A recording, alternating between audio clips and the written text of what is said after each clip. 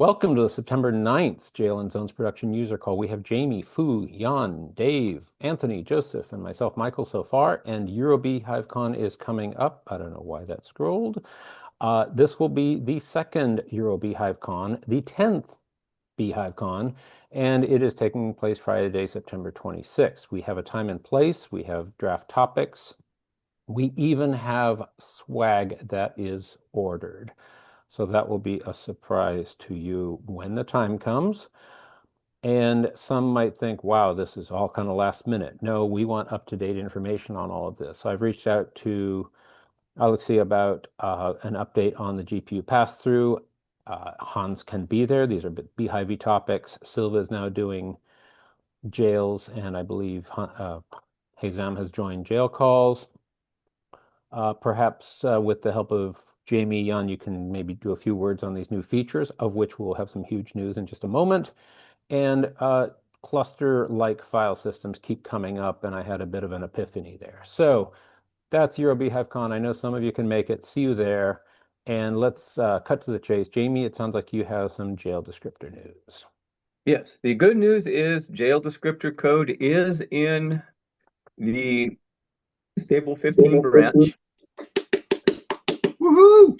No, just some clapping. I was wondering what that is. Cool. Yes, great work. Fantastic. Keep it coming. Two downsides. One, it's not quite complete in that I did not add the K event tracking for jail descriptors.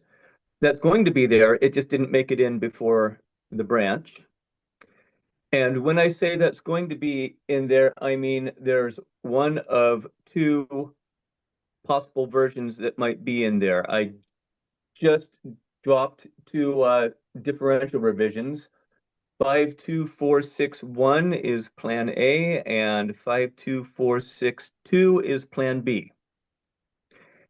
The difference between them is, well, it's just explained in the revisions, but plan B looks a little cleaner in some ways, but contains significant new code, which might not be kosher so close to a release.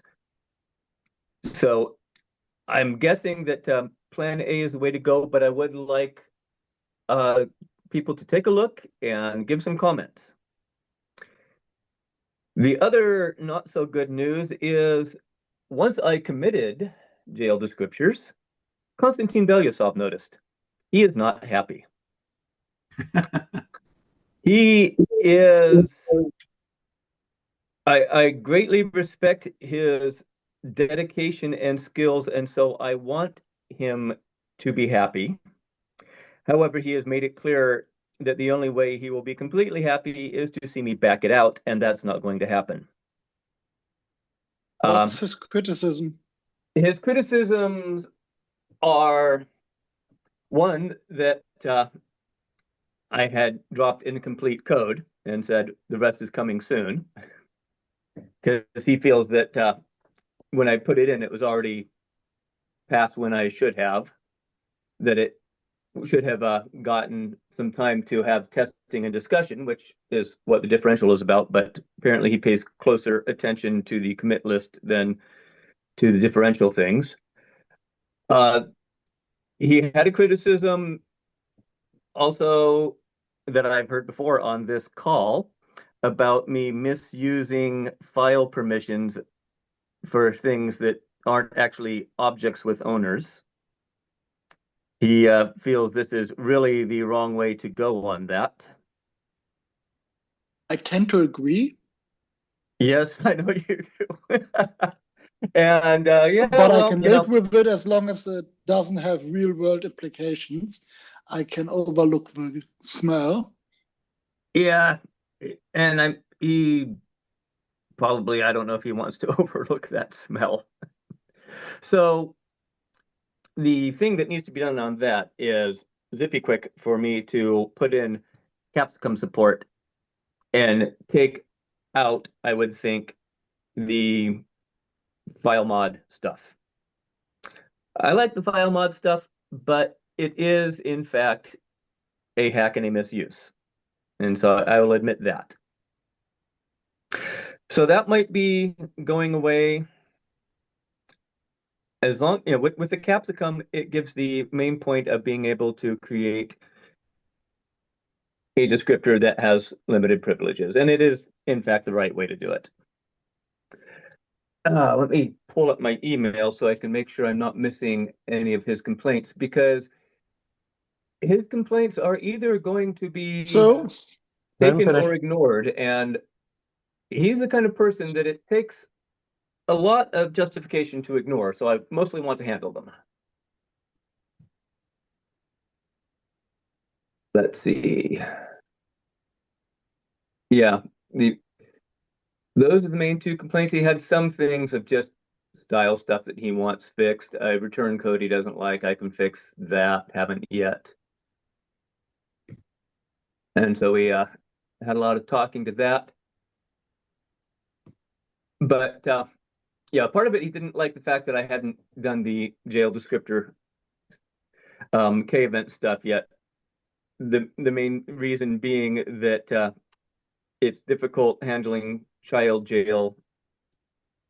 recursive child jail notification in K-event, which even though KQ is called a queue, it's really a state notification system. And if you don't catch things quick enough, i.e. race conditions, you will miss some state transitions. So I've got the plan A, plan B. I'd like people to look at it with that. So I will probably be making the change with the file ownership stuff. I will definitely be adding in one of these plan A or plan B, and the plan to add the Capsicum stuff. I've never done anything with Capsicum, but it doesn't look difficult. And at that point, we will be having a working jail descriptor subsystem. And Anthony, you have a question. So, yeah, I do. Jan, if you want to ask, then I'll ask. yeah, I just wanted to get in quick. So fchange mod is can be disabled with Capsicum. So there's already a right within the Capsicum system to remove the capability to invoke fchange mode on a descriptor within Capsicum. Okay, so that's kind of handled as long as nobody can obtain an unrestricted descriptor. Well, what I plan to do is get rid of the fchange mod, the change own entirely. Be like process descriptors where they return e-inval or something like that, and add Capsicum capabilities to the descriptors, such as the capability to set, remove, attach a jail instead. Yeah. So that's where I'm looking at going with the Capsicum. So either you have to add a new capability exactly to do that, or you have to go through ioctls. Yeah, I might go with some IO controls. The Plan B jail descriptor K event already uses some for how it notifies the child jail, so I've already, it's easy code to add. But it might just be with the Capsicum that has the tools that I need. If not, yeah, IO controls definitely could enter the picture.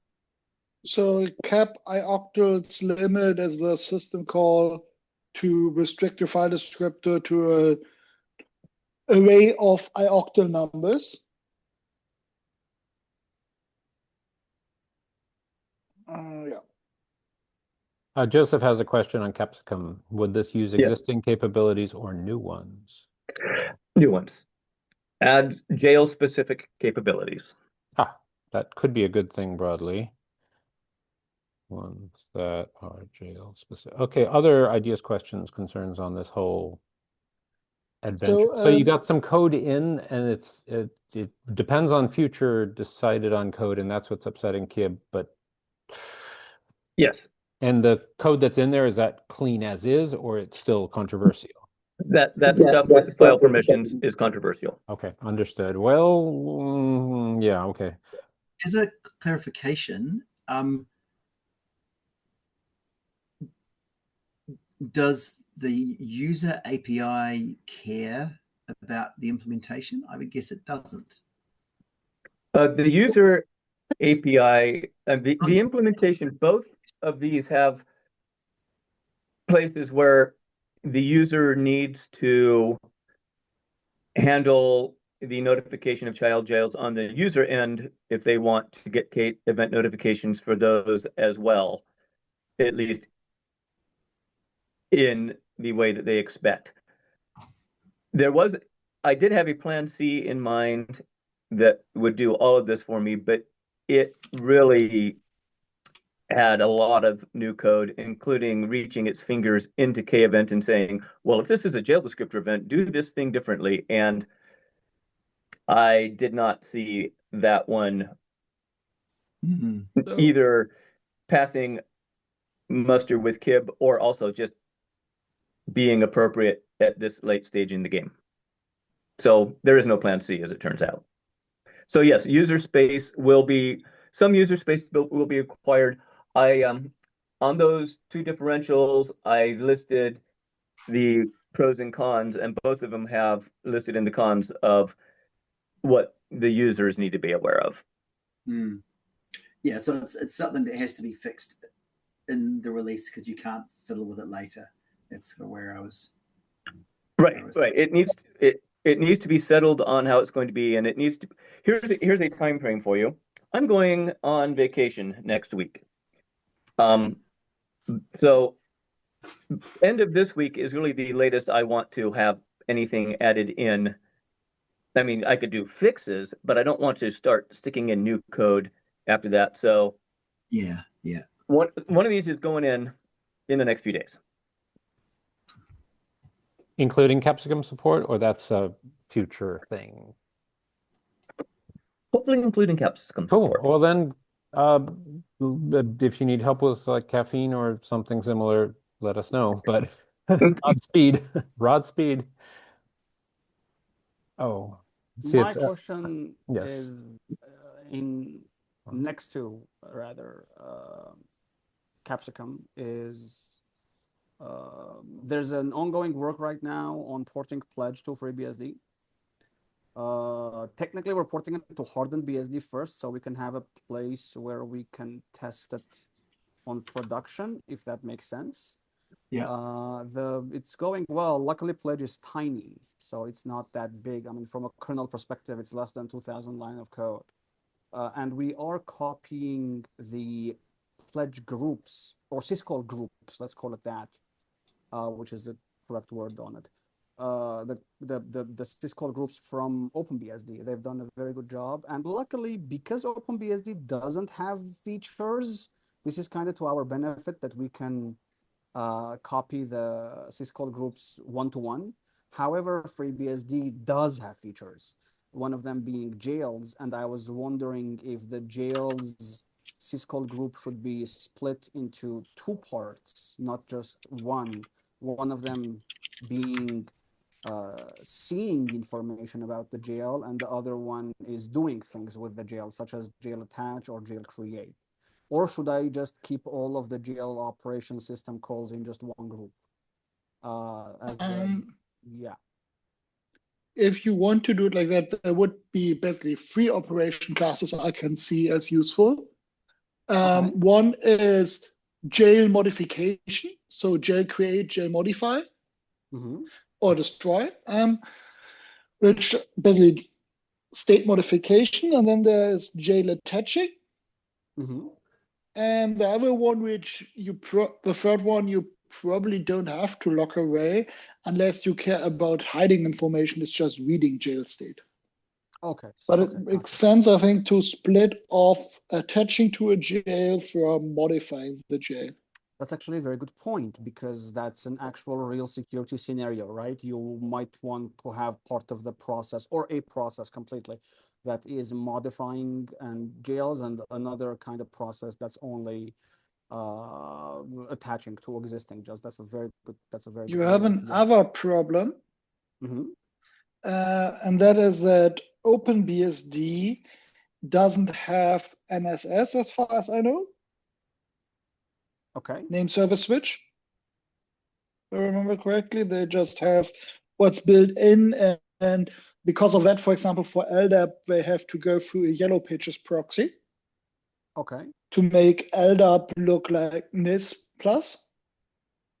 that's very interesting because I do have currently an And OpenBSD system set up with NIS, but I don't remember doing any kind of black magic to it. yeah, NIS is built into libc, so it doesn't require dynamic loading. Okay. But instead of adding LDAP to libc, which would be a bit insane, they Of course. wrote a proxy which makes basically it's a NIS server and an LDAP client in one process. Oh, I see.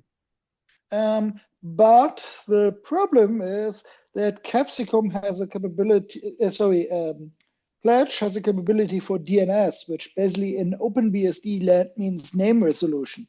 And Yes. FreeBSD, that is pluggable. So we have name server switch from things which are fairly simple to allow, maybe like the cursed hit miss cache, to stuff which is really problematic to deal with, like arbitrary LDAP queries or talking to some helper daemon for multicast DNS. Mhm. Yeah. That's a very good. We haven't even gotten to that problem yet. Because So what looks like a simple allow DNS is basically a set not just of system calls, but system calls with specific parameters to allow what libc does to this, for example, to read etc resolve conf and open it and close it. Mhm. That's required with capability DNS. I don't know if they pre-open etc resolve conf, but given that it can be replaced by a new file to really make DNS work, you have to be able at runtime to read the current etc resolve conf. I see. Okay. And Joseph, to answer your question, a good exemplar on the difference between Capsicum and Pledge. My favorite example of this is if you try to pledge ping, it will take you 5 minutes. If you try to capsicumize ping, it will take you 1 hour or maybe even 5 hours. That's an actual real life case. It just Pledge is more developer oriented. And we've seen that in real life, where like with actually the philosophies are different, you know, between them. I mean, overall, I personally think that Pledge is far more superior because the fact of the reality is that all of the OpenBSD tools are now pledged, while on FreeBSD, if you look on the number of tools that we have capsicumized, is still a minority, not a majority. So I'm putting in 3 links to that point. Yeah, and the learn BCSH, but the BCHS thing is a very good page for learning Pledge. It's a very nice web server application with a BSD. What's that? C. I don't remember what the H is. HTTPD and SQLite, I think. The S is SQLite, yes. Beaches. So yeah, it's a very good one. Beaches, yes. But if you want a more formal definition, is Capsicum is an alternative capability-based ABI with a sound theoretical model. So it's a complete alternative reality once you enter it, where global namespaces cease to exist and you can only write pure capability code, which is great if you want to do formal analysis of stuff and so on. And it isn't really painful as long as you use it from the beginning of your application. So if you started out developing for FreeBSD with Capsicum, it's not that much work really, but retroactively porting an application to be Capsicum compatible is really painful because you have to restructure the way the application works so that it follows this pattern, and you cannot really mock things because it will just not run until everything is correct. So yeah. Also, one thing we realized while doing the pledge work on FreeBSD is that thanks to dtrace, our life is easier. Ooh, good point. Yeah, because like we can just do like, hey, print all of the FreeBSD syscalls probes and let's see what hits. And we're like, oh, okay, now we have a pretty nice clue of what's happening. And at the same time that it hits, we tell it, hey, print the U stack. So now we see, okay, at this part of the U stack, this is the system call that, or the other way around. Whenever it's calling this system call, this is what the U stack looks like. So it's been an amazing use case for dtrace. And my students are like, you can do this? This was available for 15 years? Why has no one told us? Yeah, exactly. So actually, pledge and dtrace for the win is a very compelling notion. Yeah. Yeah. Oh, hell yeah. Good work. So, and on the other extreme, pledge is the idea that you can just tell the kernel what your intentions for the future runtime behavior of your processes and have the kernel enforce that. Instead of changing the theoretical model, you just change your runtime behavior, which is still allowed in your process.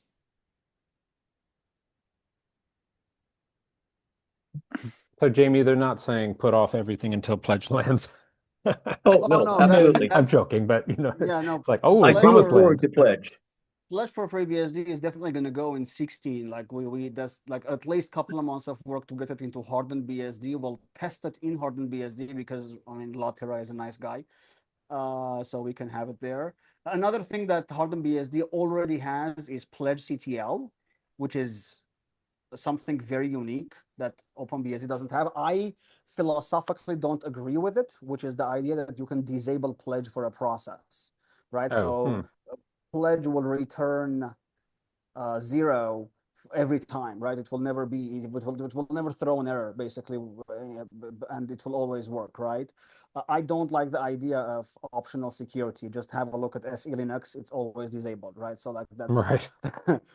that's not philosophically, but from a practical point of view, it might make sense if, let's say, you are on current. A new feature has been added with not pledge in mind, and now it's hurting you while you're working on it. That might make sense, right? So maybe it will become some kind of a CCTL that by default will be, you can never unpledge something, but if similar to rctl, it will have like pledge CTL in the kernel tunable. Will be like, okay, now you can use pledge CTL if you want to, something like that. But I'll try to make it that it's always on kind of way. Yeah. Is there a reason why it's not in proc-CTL? Is it just one option?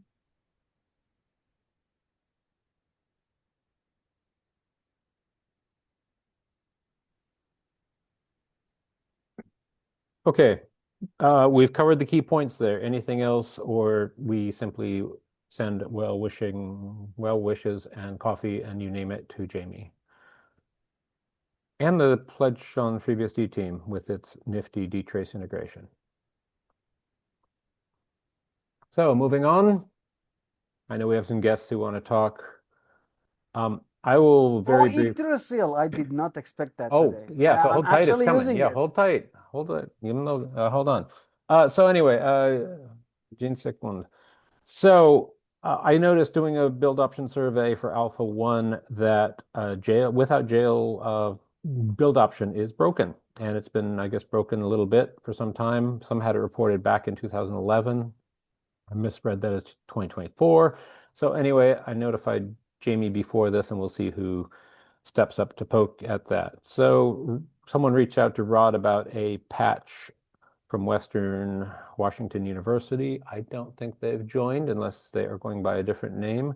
So let's jump into Yggdrasil, if I'm pronouncing that right. Anthony, welcome, and you have the floor. Oh, okay. I'll try. I'll be doing my best.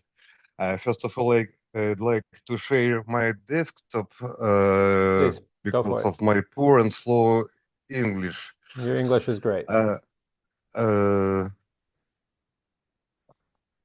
you prefer, people here speak multiple languages, so you know.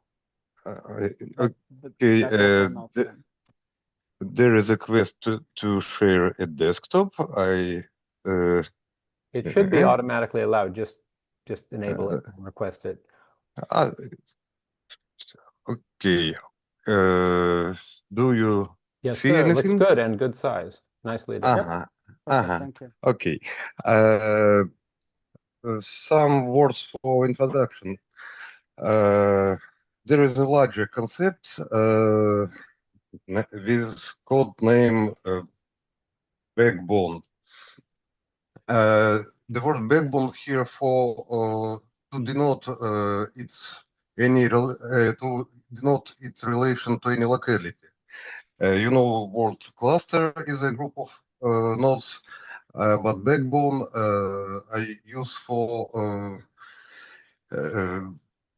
various group of hosts. It may be virtual machines, BDS, virtual dedicated servers, bare metals, servers, and they may be on one side, group on another side, and despite all this difference, I'd like to provide unified environment inside nodes. So backbone is a set of hosts as for this product. So Yggdrasil here is used to connect hosts inside backbone. It's not used for joining Yggdrasil network. It's backbone mean a private backbone belonging to organization or company. So Yggdrasil is used just inside backbone without any joining to Yggdrasil network. And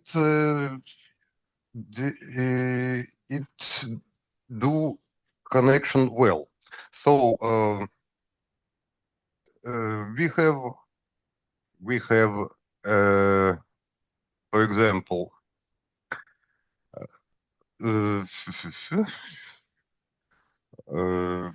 we have virtual machines here.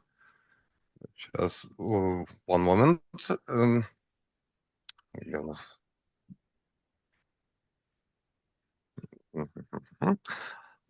Two virtual machines. FreeBSD Genesis and test node.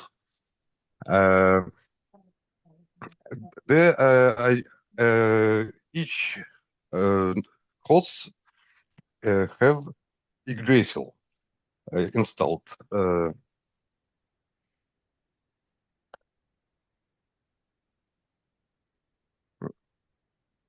And the next problem is to connect hosts.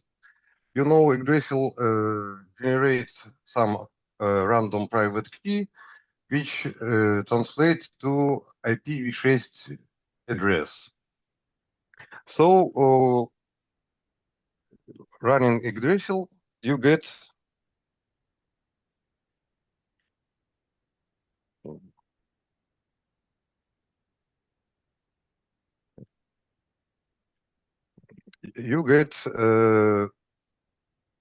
host IP address, and on another host you get another IP address.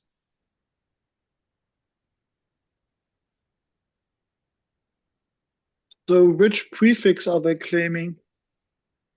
200 and 300. 200 for the host, 300 for the subnet.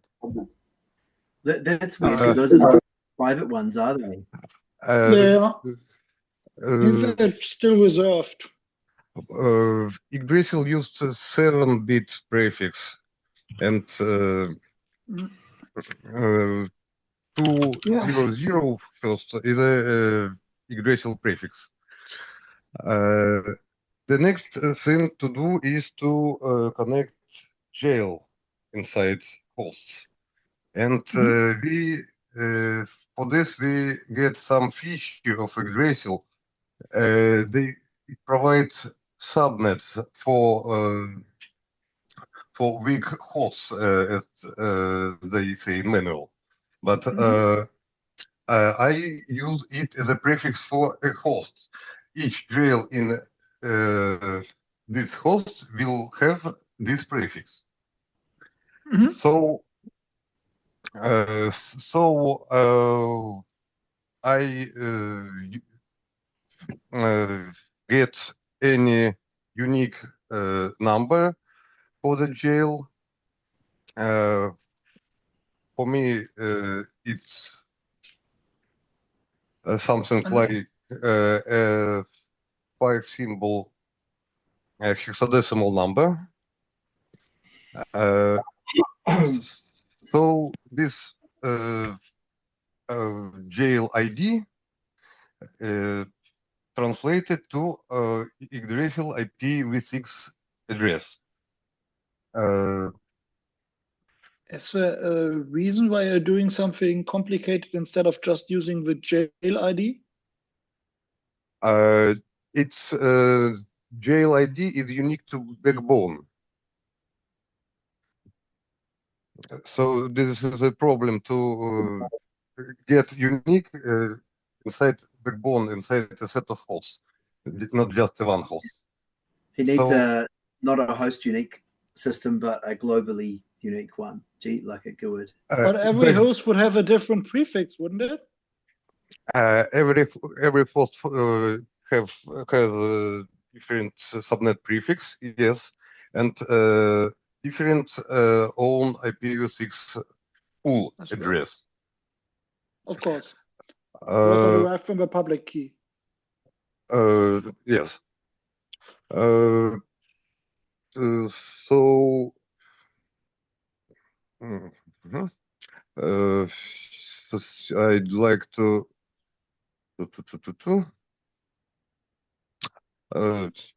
let's I show as a jail conf for you. Mhm.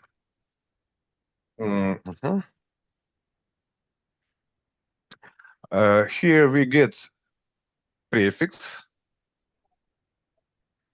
and 5 symbol of hexadecimal number. This is a jail ID unique to backbone.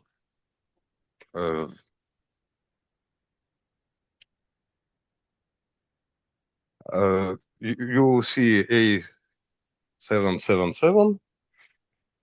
It's a ID of a jail. Then we assign this address to jail.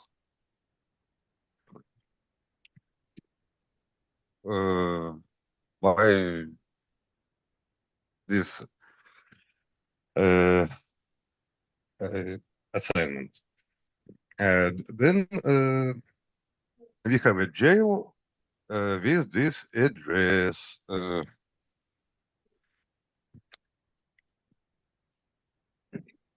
Mhm.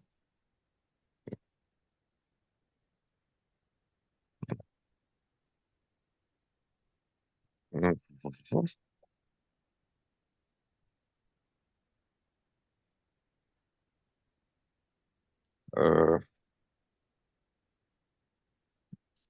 So there is interface inside jail with this address, and it will be routed from the host to this interface.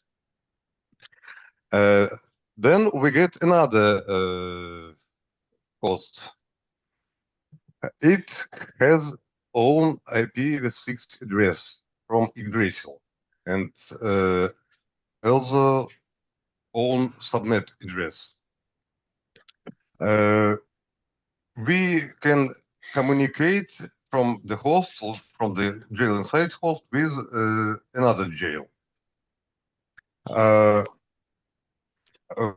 In my example, jail inside builder host is a repository for FreeBSD packages. So I do repos configuration, and I can deploy jail inside hosts because repos are point to jail with packages. So Yep. in any hosts of backbone, I can deploy jails by providing address of jail with repos. So it's funny thing I think.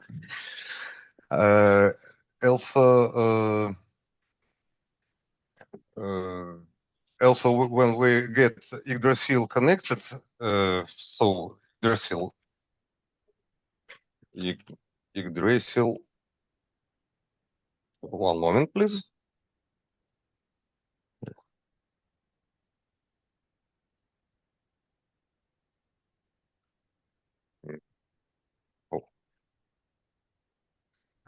The host is connected, and we can see that update goes well. We can install something from on any host inside Backbone from this repository inside the builder host. But also there is it's not related to jail. We have ability to do host-based authentication with SSH, and we can do such thing as SSH. One moment, yes.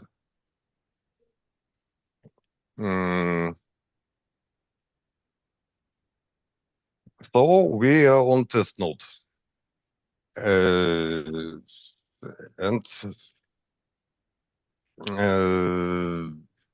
here own jails. For now it's empty, but there is a partition ready to get jail inside. That's all. This is a large, big concept, but what I can say for now maybe be interesting for somebody. So in context, it's a new project that's come up. And how would you describe it? Is that accurate? So Yggdrasil is a few years old project by now, but they had a breaking change to their protocol like 2 or 3 years ago. And maybe they now have a more scalable routing and protocol. It's a self-meshing overlay network, and it's IPv6 only by design. Endpoints are derived from the public key hashes. Okay. Does that help you?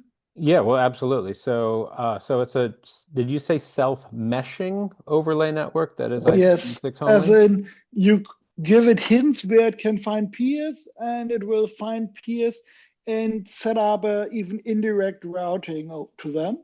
So it's kind of, from a user perspective, it's quite similar to zero-tier, just that it's IPv6 only instead of Ethernet. And are there other alternatives to compare it to? Zero Tail scale, head scale, Okay. but those are a bit different use case because, yeah.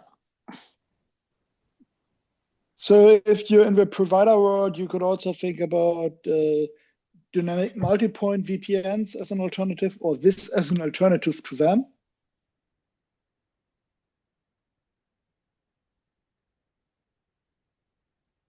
Cool. It's your usual TON interface-based user space VPN that gives you an upper bound on the achievable throughput. And what makes it IPv6 specific? That the addressing scheme is derived from the public keys, and hashes of the public key give you the address. So it's kind of by trusting the key, the address space is implicitly self-signing. So if you know the public key, you know you can compute the address, and if you get an address, it's tied to a specific public key by a truncated hash.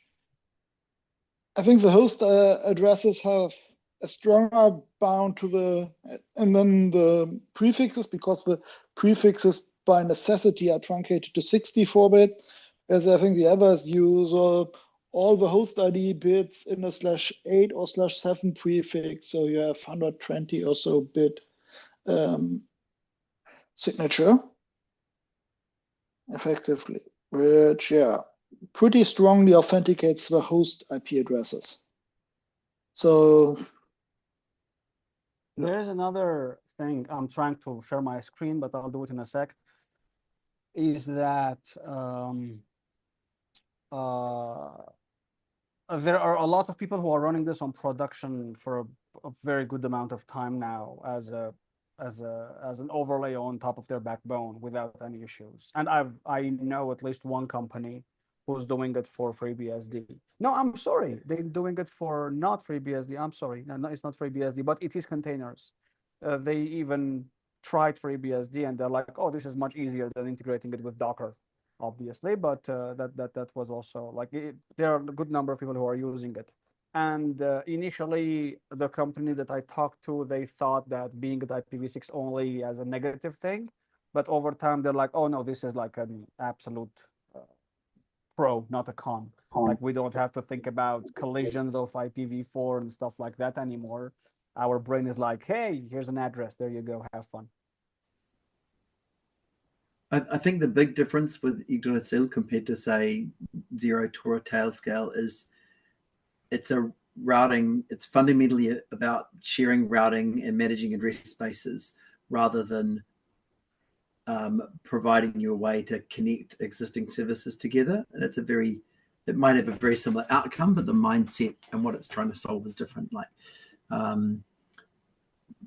Zero-tier doesn't give any guarantees about routing. It just says we'll figure it out. And address has a plan and a structure about how those things are related.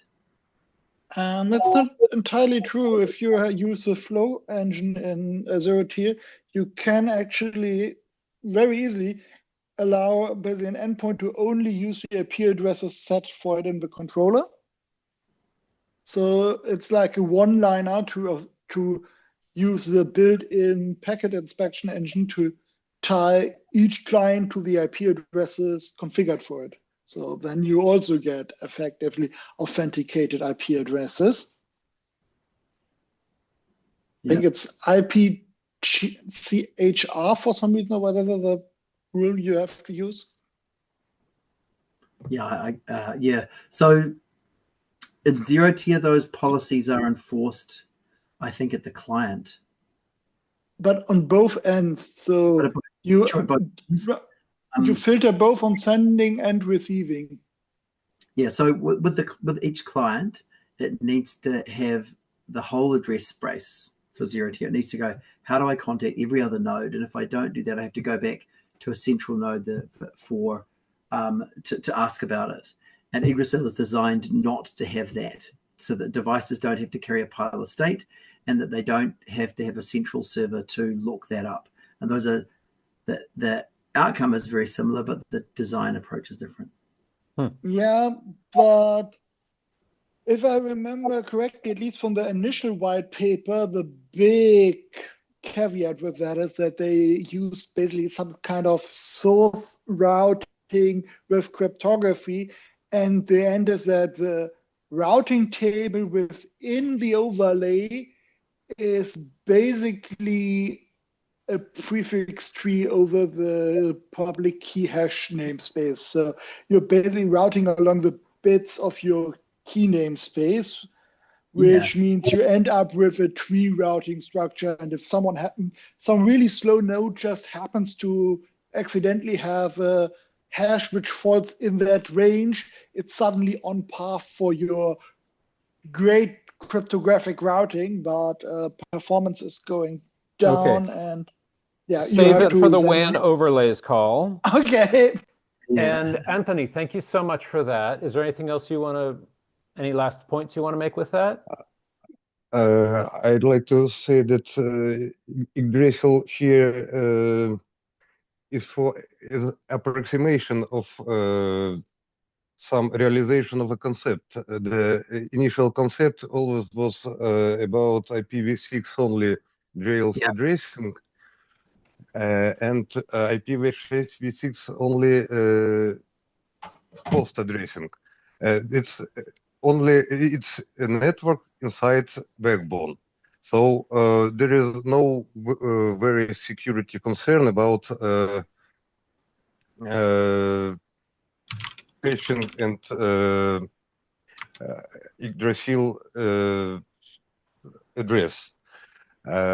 In some, I'd like to say also that in backbone I plan to each host have a unique ID of 4 hexadecimal symbols, and I think I can inside backbone mine address which unique to these symbols.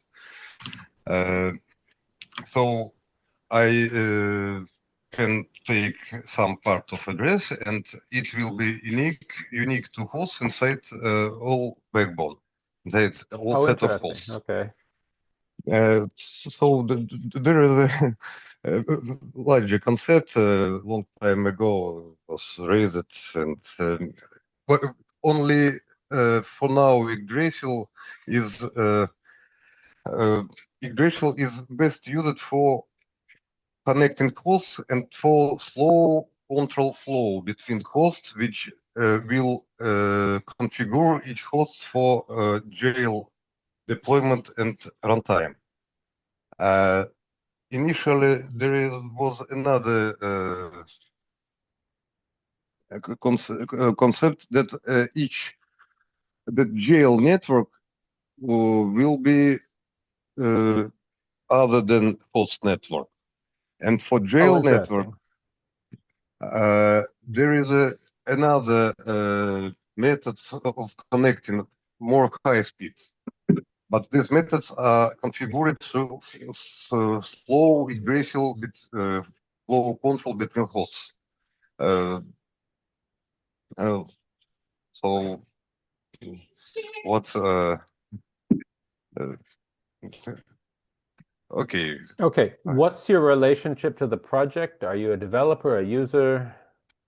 I'm a developer. It's a very weak product with no funding, no people, no anything. You must also know Neil Alexander. Sorry. Which one? You must Beehive? also know no for Anthony. If he's a developer, he must also know Neil Alexander. I think if I remember his name correctly. No, sorry, I don't. No worries. No worries. He used to run a lot of Yggdrasil public services. Yeah. Well, stay in touch. Keep us updated. That's fascinating, and don't worry about your English. Thank you for that. Spasibo большое. And how about we move on to Fu's questions? Again, thank you. And I'll share unless Fu, you want to share. You had questions about Podman. Yeah, thanks. I'm not sure whether we have time, but I have 2 questions I'd like to get some help with. And let me see if I can request for Oh, you want to share? Go ahead. Sharing of my let me send the requests. It should let you automatically do it. I think so. I think that's allow. working. Sure, here we go. Yeah. And let me okay. I hope this works. Yes. Are you seeing something that you should be seeing? Yes, the text on the right is a bit small on the console, but take that into mind. So yes, you have questions about custom. Okay. So the first question is about building custom images. So sorry, some context here, right? I'm trying to learn Podman as the new way to manage jails. with some level of success. And one of the things I learned, I kind of discovered, is that I can't use the stock FreeBSD runtime images sometimes, especially when there is Python code involved. So if I were to use the FreeBSD base for to install, say, Grafana and Prometheus, is perfectly fine. It works off the not out of the box because they're all compiled binaries. If I try to do the same thing off a code that I write in Python, using the fast library, that wouldn't work. So what I pivoted to is to build my own custom image. I think DCH, you should be quite familiar with your document here. Yeah, and it works perfectly, right? Once I use this custom image, I can build anything I want, and it almost always works. My problem is this, right? Now that I have a custom image, I try to upload this image into a central image repository. So I have that. I have a Forge Joe, a jail, a podman jail running somewhere else, and I try to do a push, and that's why that's where the screen on the right, is what I'm trying to show you. I'm not sure if I can zoom in, but it's sort of readable. Yeah, I think you posted this in Discord the other day. Yeah, the thing that occurs to me is, where is this?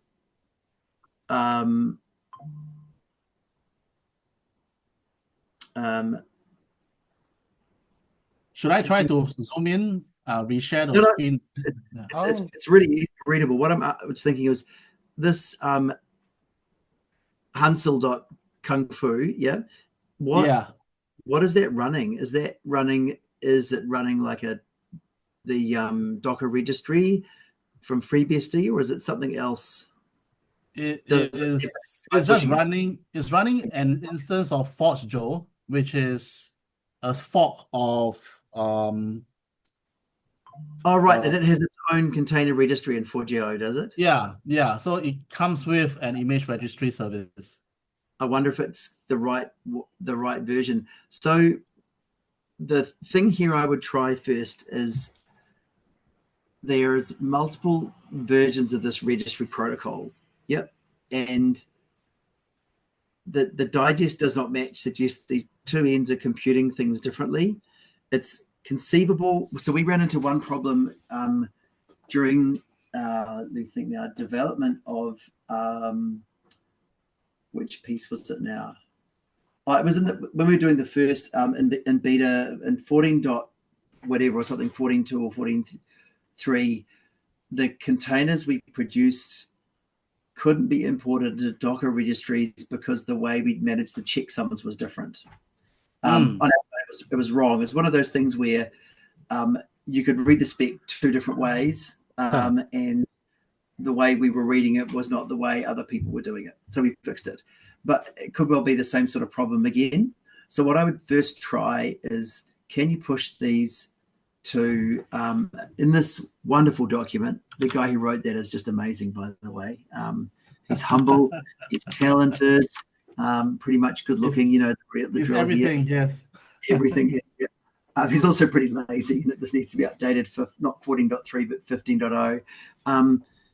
In there's instructions for running your own Docker registry. And from memory, if you just search for like Docker _ registry, I think, or try and see if that one works. Yeah, this section here. So try and see if this works. This is the one I use for pre-testing images before we do our FreeBSD release stuff. Okay. And if that doesn't work, we have a problem with Podman. But if it does work, we have a problem with Forgeho, however I'm supposed to pronounce that. That's cool, Mike. The other one, Zot registry, is really nice, but I look at porting it and went, too difficult, and stopped. But if you don't want to actually do a port, you can download it and run it. It's really good too. And I just don't have any instructions for doing this. So yeah, follow this through, see if you can push to this local registry, and then we Yeah. know whether it's a podman related problem or a Forgio one. Okay. For Forgio, I know one of the developers who does stuff in that area, and we can probably just ask, hey, do you know anything about this? Yeah. And I think Forgio. Oh, there we go. I found a URL to pronounce Forgio, and I bookmarked it. So here we go. Forgio. Forgio. There we go. Now we know. There you go. Seriously. If you want to, if you can kind of send me the link or contacts on Discord, I can follow up with you separately. Yeah. So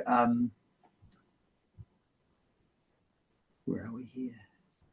Oh, I can't see that because it's the window covering it. Yeah, of course. Too many windows. Yeah. So just set up a local registry and see whether it pushes. Okay. Yep. Sure. And then bring me back on Discord. I'll do that. Okay, so that's problem number one. So I think we have a path forward there. At least I have something to try now.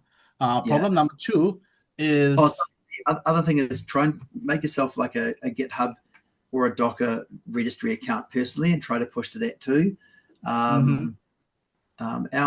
know that the images we create do push to those because we push them every week, and if it doesn't work, I would know. Okay. So my gut feel here is Forgio has some internal problems, and most likely it's about how we handle the digest and the compression, which is the problem that we had to fix. All right. So the action item for me is to try the local registry, and I can also work with the Forgio developer. If you can point me in that direction, I can take it forward from there. Cool. All right. What's next? Okay. The second item that I would love some help with. So at the end of the day, I would really like to use the base image, the official base image, for the primary reason that it is a lot smaller than my custom build. So I think it's about, you can see if I were to use if I were to install Mosquito with the base build, it's only 64 meg. It's really very small and very, very handy. Yeah. So kind of related. So here's this, the screen on the left, right? It is me trying to install ProxPy. That's one of the caching services that's written in Python. Here's me trying to install PkgBase on the FreeBSD runtime, and I get into CC problems, right? And I tried. Yeah. Does this look familiar to anyone? Yes. Yeah. So the two things here, the thing to understand is how images are created. So with a small caveat for 15.0, we're working on having 2 additional container flavors.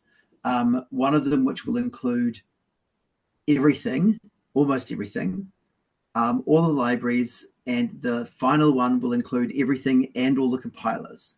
So the compilers are really, really big, and they are roughly 3-4 times the size of everything else put together.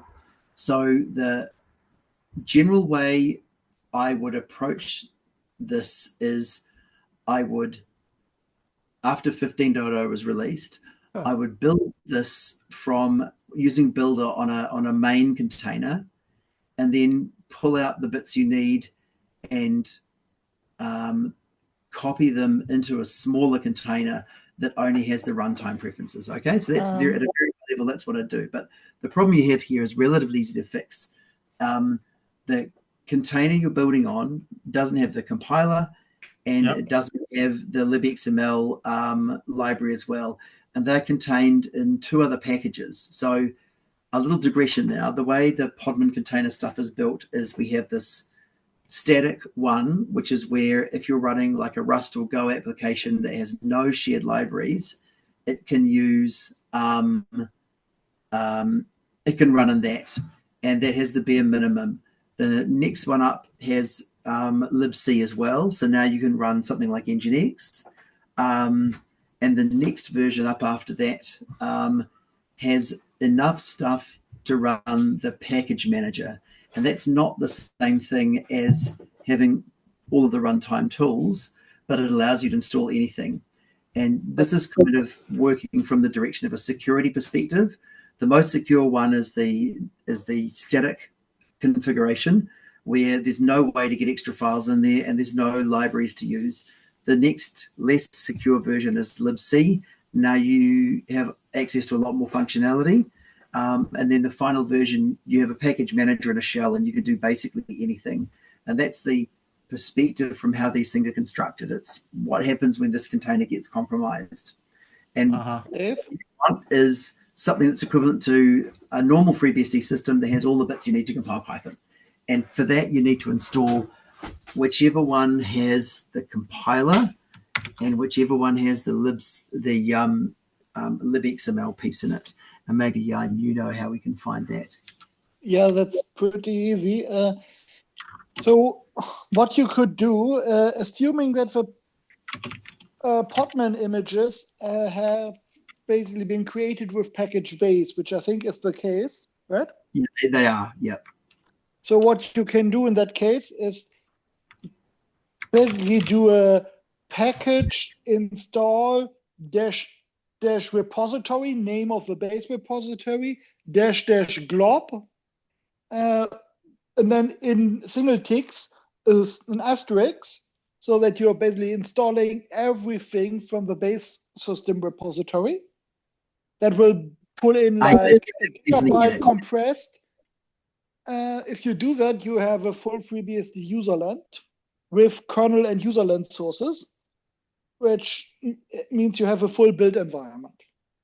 You can then build a bunch of stuff, but now your image is ginormous, probably 4 gigabytes or something, which is not what you want. But what you can do afterward is you can now deinstall the packages you don't want to keep with package delete, and then run package clean yes all, so that you're getting rid of the package cache, so that you don't keep the 1 or 2 gigabytes of compressed packages in var cache. And if you really want to trim it down afterward, you can delete vardb pkg. At that point, you cannot really use a package manager anymore, because you've deleted the registration data, which packages are there. So that's probably overly aggressive, but what is a good idea is to delete the cache of the remote repositories in vardb pkg name of repository, because first of all, those will go stale within a few days, and they're pretty big, especially the one for the 37,000 packages we built from ports. You don't want to have the metadata for 36,000 packages you won't install as of the time of the creation. So stale metadata on stuff you don't need is not worth your image size. And if you do that, you can retroactively trim it down to size. And then you publish your image, and you have a small image. Yeah. Does that make sense? I'm trying to TLDR the whole. There's a lot of good suggestions. I'm trying to TLDR all the. Okay, TLDR. Take the biggest image FreeBSD makes available right now. That's the one you need to use so that you can actually use the package manager. Yeah, it's the dynamic or runtime. And use the package to install all the base system packages. Install the packages you need or the custom software you want to package. For example, if you need pip and whatever, and it needs to build a C extension to Python, like an XML parser using libxml or whatever, you build that. And once you've built it, you can delete the base system, or at least most of it, with package delete. And you can get rid of the big files in vardb. like in var cache. Okay, thanks. I think I have a question. When you say, Jan, when you say install all the FreeBSD base libraries, And not I just think what you libraries. mean is there is a bunch of stuff that, is it here? It's not here. Try the following query: package rquery. Huh? Let me Sorry? just type that in. Yeah. Watch for the chat. Oh. Yep. Damn, how do I use fun? I'll find the chat. You don't need an architect. You can do it with the glob. Oh, You should be able to do it with the glob. Okay, got it.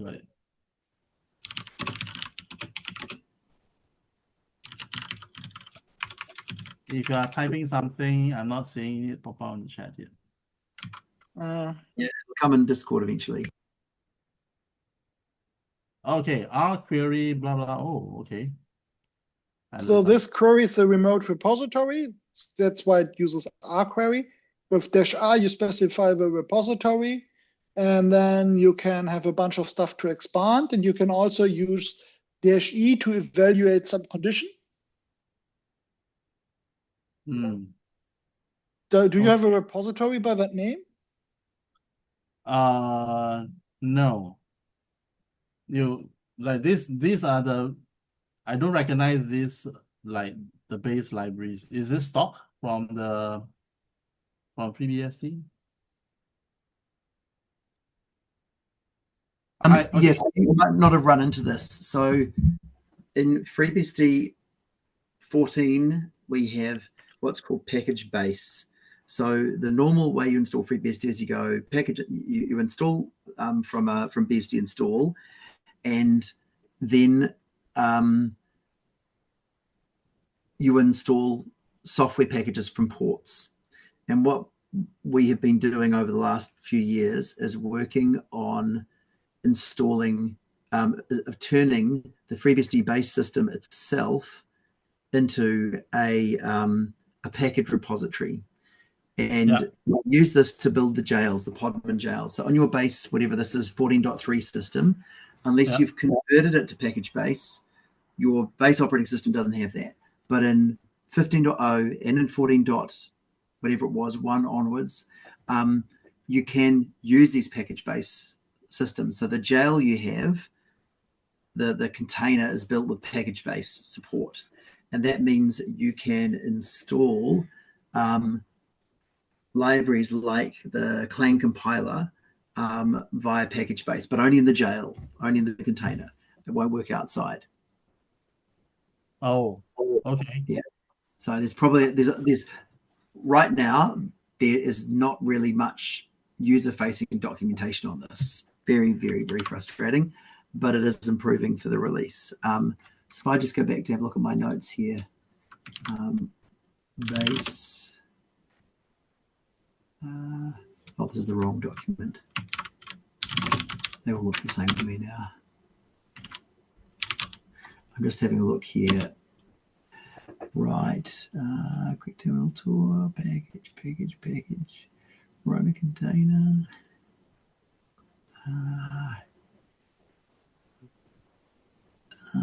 Bootstrap package. Yeah. If it's practical, I'll just share my screen briefly and we can look at this. Go ahead, please. Thank you. I'm just gonna bear with me for a second while I get myself sorted for this. Right. Okay. Got to get rid of move a bit of work stuff out of the way here. There goes to 5. Cool. And then we can move that over here. All right. Here we go, Michael. Let's grab the con for a bit. Yeah. What do I do here? Share screen. Something like that. Cool. Here we go.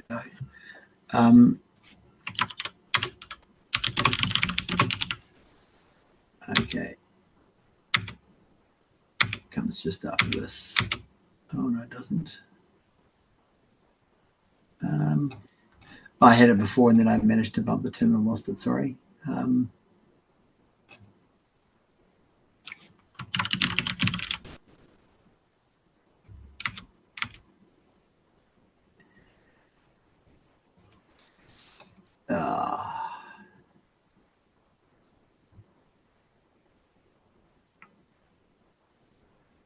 I don't recognize this document. You have a new one.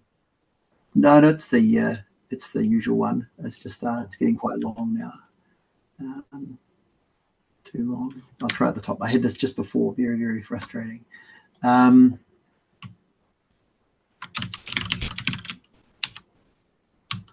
Here we go. This is what I want. Okay. So I'm just going to do this manually here. I'm assuming that my current system is capable of running Podman stuff right now, which is not the case. And not always the case. I want FreeBSD runtime. Can I share until you're done? Okay, that was suspiciously fast, wasn't it? Okay. I just finished. Okay, sure. Go on. Yeah. So this might take a little while here on my system here. So that's very great. Good. So what we've done, we've started Podman. I'll make this a little bigger. There we go. We started Podman, and for convenience, I'm using package static from my parent system, from my host system. You can ignore that. The main thing here is I'm running the runtime package, and I picked the Snap one because we built it just a couple of days ago, so why not? And in the system here, this runtime container is missing most of the stuff. There's no compiler. There's OpenSSL. There's just enough to run package bootstrap, a few dependent libraries that it requires, fetch because we need to do HTTP and FTP, and the certificate stuff. So this is super empty. And when we go compiler, there isn't one here. This is the problem you're facing, right? Yes. So inside the system, inside the container, we're running what we call package-based systems or base package systems. And what we want to do is install a compiler. So we can just go package install base clang. Okay. And it'll sit there for a few seconds. What have I done wrong here? Let's just try that. It's, I think, FreeBSD LLVM. No, it's Clang. I just checked. Another window. Okay. Yeah. The problem with doing that is that you're probably also missing the headers. Yeah, we're gonna get to that in a second, one piece at a time. So first we understand, then we. So this is not very good. Why can't we update the base repository here? What's the error message? Let's have a look. Is unable to. Do you have? Oh, you don't have the rctl list, right? Who knows what we've got in here? I probably should have just gone with the original one. We don't have any. By default, Actually, this probably is. Let's just have a look here and see what we've ended up in this system. Oh, Dave, do you have the signing key for the repository? Do you have properly indexed rctl list? Do you have working DNS? I didn't package bootstrap. That's what I should have done. Try it again. It's already done.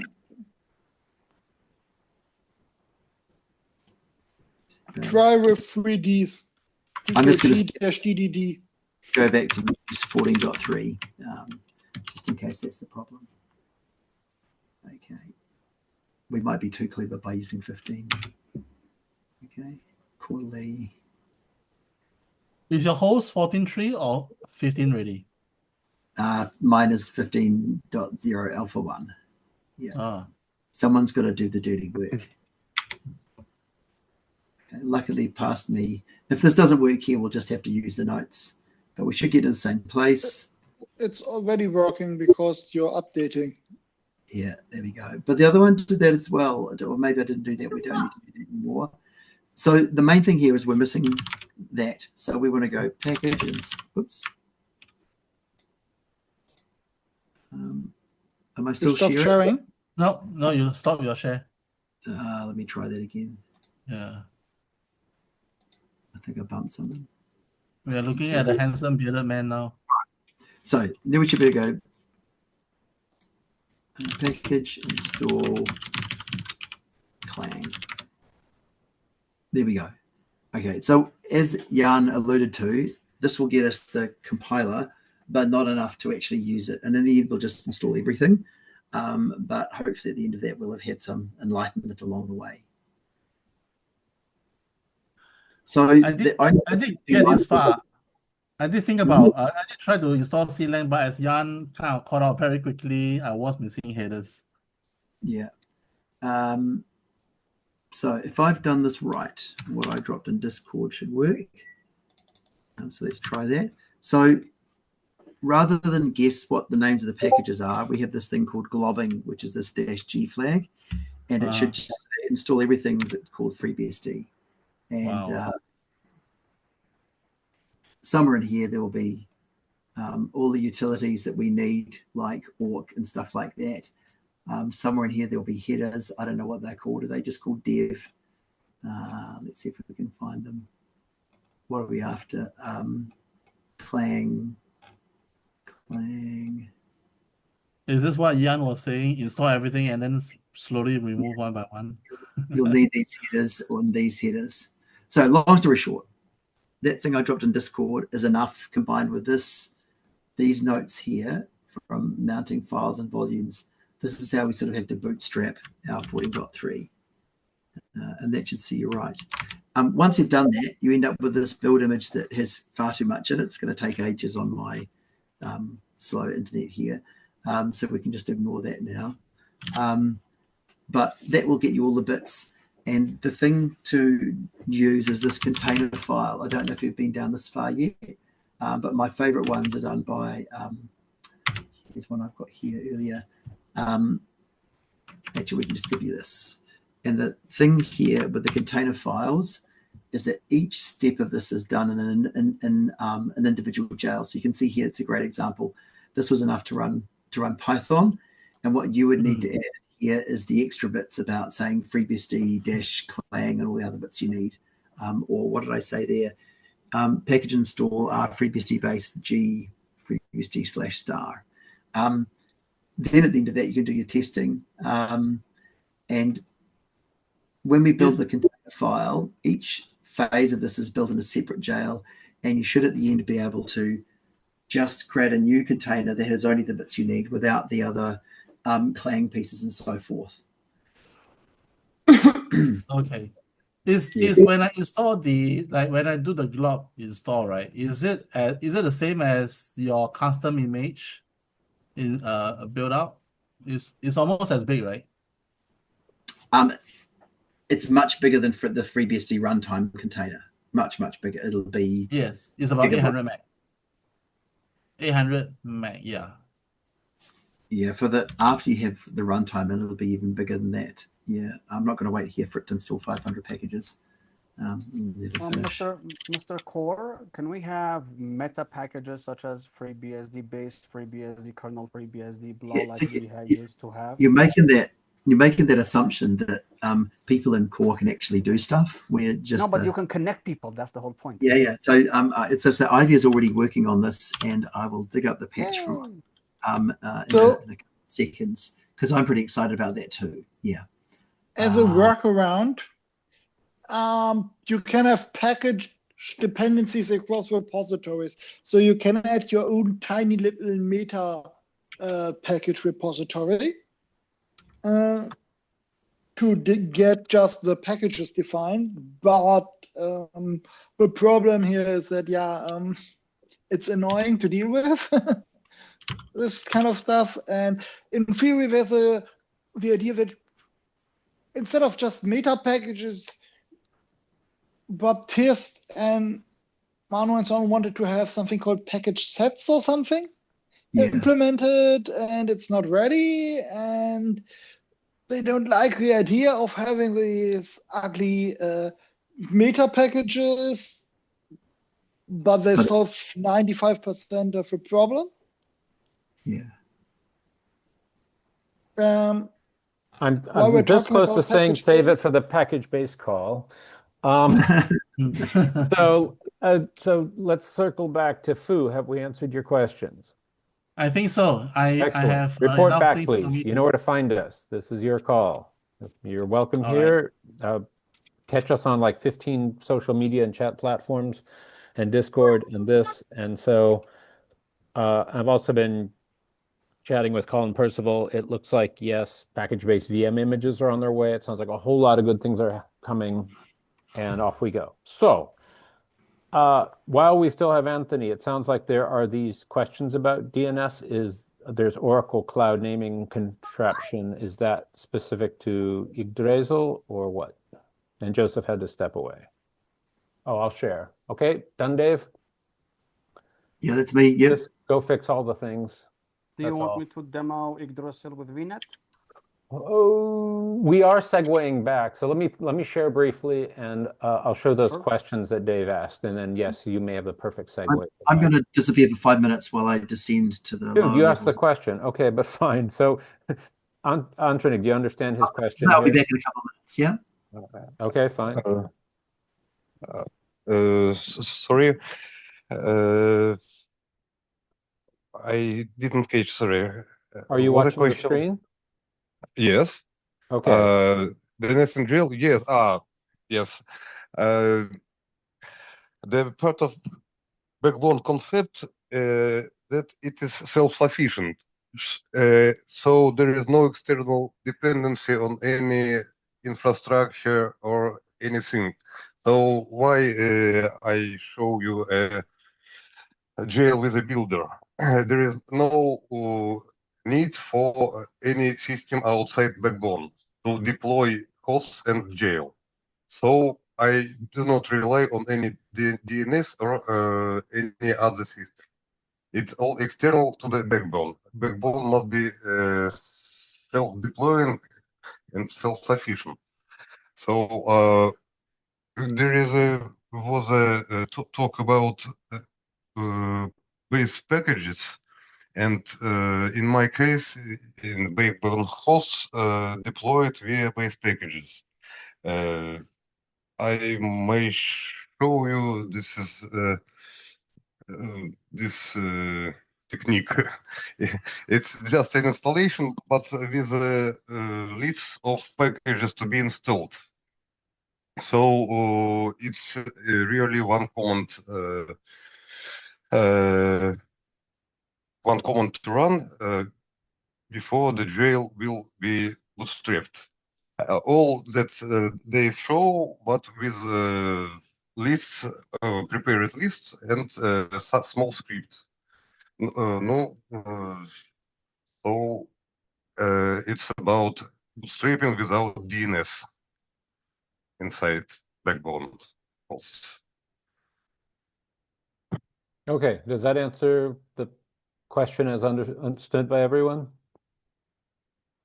And keep your questions appropriate for Anthony's Yggdrasil demo.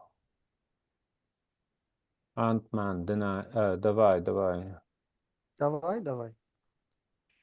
Sure.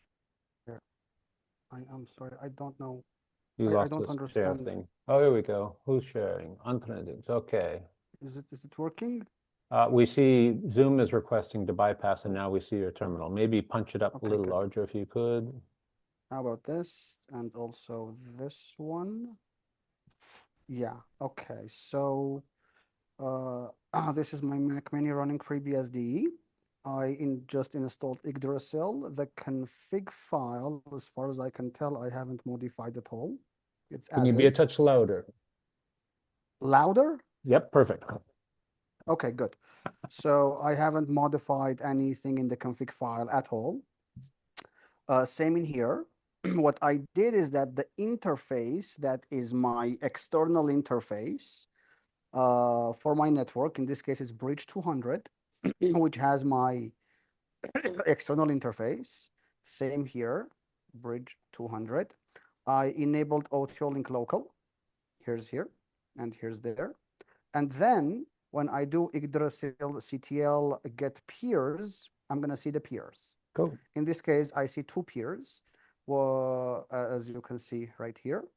And more importantly, if I do here get self, I am whatever this is, let's say a 5839, which I should be somewhere in here, 5839. There we go. Okay. So, but that's not the interesting part. The actual interesting part here is on this machine, I have a jail, self-promo for jailer. And what I did is inside that jail, I added the following. On the let's have a look at the outside first. On the bridge that the jail is connected, I assigned an IP address with a 300 prefix, which is my network get self.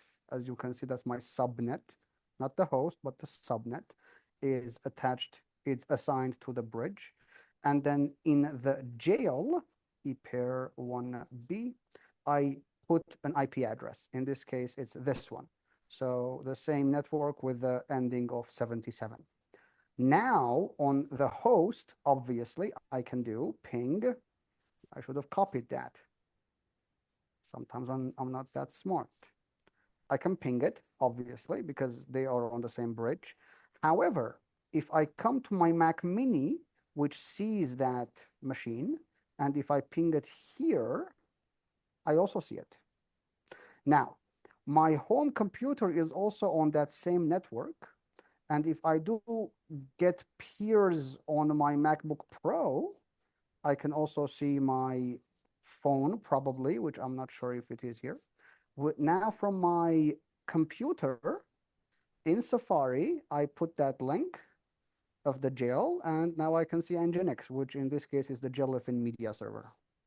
So all of that just works kind of automatically as long as we are on the same, what do you call that? On the same network. Now, if we are not on the same network, I also have another upstream in Yggdrasil, a peer that is the hard-coded peer on the internet. That's my hackerspace.am, which my computer is also connected to. Let's maximize that. Get peers. And we can see that I am there indeed. Now, I'm going to do something very interesting. I'm going to come to my MacBook Pro, which I assume does have a Bridge 100. Yes, it does, but it does not have an IP address. No, it actually does. That's very interesting. I should have also seen my computer in here, but I might be wrong. Anyways, so overall with this method, I'm able to connect to the jail from any other place. Let's do that one more time. This is a whole new machine. I have no idea if it even has Yggdrasil. It doesn't. How old of a FreeBSD is this? Very old. PKG search Yggdrasil. Yeah, no wonder it's missing because it's very old. I'm gonna do something interesting. I'm gonna do, and kids don't try this at home. Yeah, this is fine. That's the ABI. What's it complaining about? The wrong OS version. I know, but how about if I force it? Would it allow me then? Jan, you might know the answer to forcing things. What do you want to do? This is very old FreeBSD, and the ABI version is very new. So the latest one, I think you're pointing it at current, right?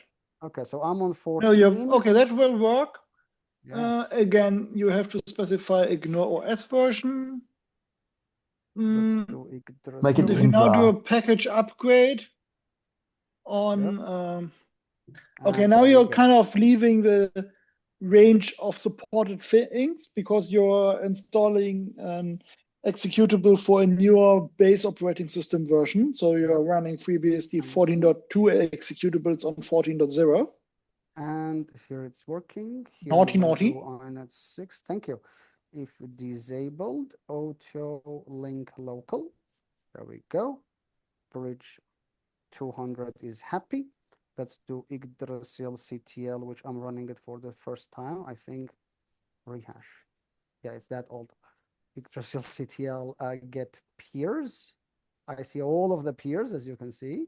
Oh, and now I can also see my own computer as well, which is nice.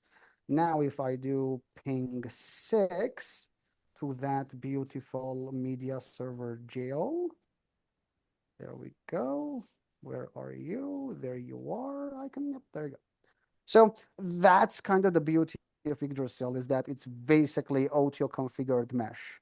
And I actually have a jailer infrastructure running with Yggdrasil, right? With the idea that if I have two hosts on both sides of the planet, I create a an Yggdrasil connection between them, as long as one of them has a static IP address, the other one doesn't even need to, because it can bypass NAT, and it also has TLS included, thanks to the public key infrastructure that it has. That's it. Then it just works, right? It just works, and now jails on both ends can see each other, and also the routing is also configured automatically. So I don't even need to think about, hey, if you want to go here, here's the gateway, blah blah blah. So that's kind of the beauty of it. So yeah, that's what I wanted to do. And this is indeed a VNet jail, right? So like that's one thing. Anthony's jails were inherit jails and new IP jails, but this one is a pure VNet jail. So sorry, one more thing. The only thing that you need to add is the following. So on the jail, I have for 200/7, my gateway is the host. For 200/7, my gateway is the host. That's how I'm managing the routing. We can do that one more time. If I come here, bridge 200, we do have what is that? We do have something there. AdGuard, great, amazing example. I'm gonna do get self. I'm gonna assign this IP address to my bridge 200 with the suffix 1, yes. And then I'm gonna go into my AdGuard, great, if config. In my epair 1b, I'm gonna do inet 653/64. There we go. Great. Now I should be able to ping the host, which I can, but I will not be able to ping anyone else on Yggdrasil. However, and we can see that, by the way, let's actually do it in real time.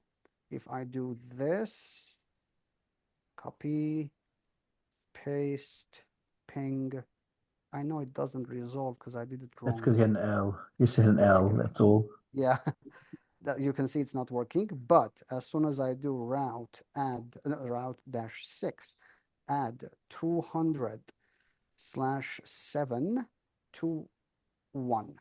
That's the host. Done. Of course, it doesn't work. Can anyone tell me why? rctl grep forward. rctl forwarding 1. There you go. Nice. So with your Yggdrasil setup here, you have I'm And just by the way, comparing this I to just my- want to say that like the nicest thing is that I didn't need to modify any config files. All of these, I just forgot that I have the Tatooine on my hand. I'm sorry. How do I disable Tatooine? There we go. All of the servers in this beautiful cabinet are now just talking to each other behind the jails over Yggdrasil, over link local, right? So I didn't need to configure anything. Sorry, go on. You were saying something. Yeah, so with my 0-tier setup, which I'm using just because it was the first thing I came across, not because I have any strong preference for it. Every physical node I add, I can assign one shared IP from a jail, but I can't use VNet jails easily In with this it. case, you can. But this I You could. can. Yeah. Well, You it's not. get a It's not. /88 It's not prefix that. per host. Yeah, it's not with that I can't do it with 0-tier. So I'd have to start paying for it. So every VNet jail Per would host. need its own 0-tier ID. And at the Only the moment, hosts need one. You But can if I run want a one VNet 0-tier per jail server, not Or one in per this jail. case, but in even this for case, VNet, one Yggdrasil. In this case, it's one Yggdrasil per jail host. yeah. So I could And do the same thing with 0-tier, but I'd have to have a bridge, wouldn't I? Yes, yes, because it's Ethernet. that's Yeah. well, also because in my case, I'm using a bridge, right? So like if I were using a non-bridge, let's say inherit, well, the inherit is going to be the easiest, no problem there. The Yeah. other option is The clever one for the performance reasons. yes, would be to use aliased networking and put the prefix on a loopback. Yes, that would also be another option. And lastly, Netgraph would be the same as VNet because it's, VNet. So those would be all of your options. Now, I think in your and my case, VNet with Netgraph makes the most sense.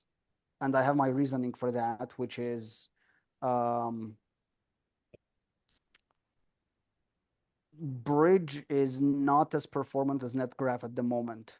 No matter how hard I try, Netgraph is still more performant. But also there is the elegancy of Netgraph, which is you will not see God knows how many, let's try this machine. Is it up? Yeah. Like how many interfaces does someone need to see on their production system? Like if I do an if config on this a small phone, like it just, right? Not a problem in Netgraph, unlike ePair. So that's kind of nice, but that plus Yggdrasil makes the most sense. That's bridge performance on current or bridge performance on 14? That's a very good point. I do not run bridges on current. Yeah. So I wouldn't know. I would heavily suspect, without deeper knowledge of your setup, that your real bottleneck isn't the bridge but ePair, because ePair is kind of dumb. Maybe. So here's the thing. So like in our computing cluster with the scientists, we use none of these. We use SRIOV and we VNet the SRIOV device to the GL. Works amazingly well, right? So that if I want performance, that's what I'm doing. If I want performance plus like very good, management, etc., that's what I'm doing. In one of my customers where they do need performance between the jails and they don't care much about flexibility, we're doing the smart way, which is the alias method. I've also seen very large value in the inherit, where you don't care about the networking at all, but you do care about having a jail. A very nice use case of that is when I'm using jailer to create a jail, just in order to test a package or something, right? A very large Python package, for example. I don't want to disappoint my host with large number of packages. So there's a big value in inherit. I think it's very much overlooked, very, very much overlooked. Inherit again, not in Netgraph or where exactly in inherit? No, inherit in jail. You do IPv4 Oh, yes, of equals course. Yeah, inherit. okay. Yeah, that's not assigning a separate IP to the GL. It just inherits the hosts. So like it can't listen on the same ports, etc. But but you don't need to do anything. That's the beauty of it, right? Like you don't need to think about bridges and blah blah blah, whatever, right? So that's kind of also beautiful. I guess once you set up PF and have a loop back, adding IPs is not very difficult either. It depends on where you have routing stuff behind it. Yeah. I want to understand for like the default of jailer what it should be, right? Because I want it to be VNet, but VNet is not. It's easy for people like you and me who have a background in ops, but it's not easy for people who have background in dev. No, it's not. Yeah. Because they're like, a bridge? What? Like their brain gets all messed up. Of course, when you explain it to them in like, hey, how do you connect two computers? They're like, a cable. I'm like, well, ePair is a cable. There you go. Like, then they're like, oh, okay, right? But I want the out-of-the-box experience. So that's why my out-of-the-box experience on FreeBSD on Jailer is still inherit. I actually defaulted it to inherit. It made the most sense. Not production grade for security purposes, but it is a very good one.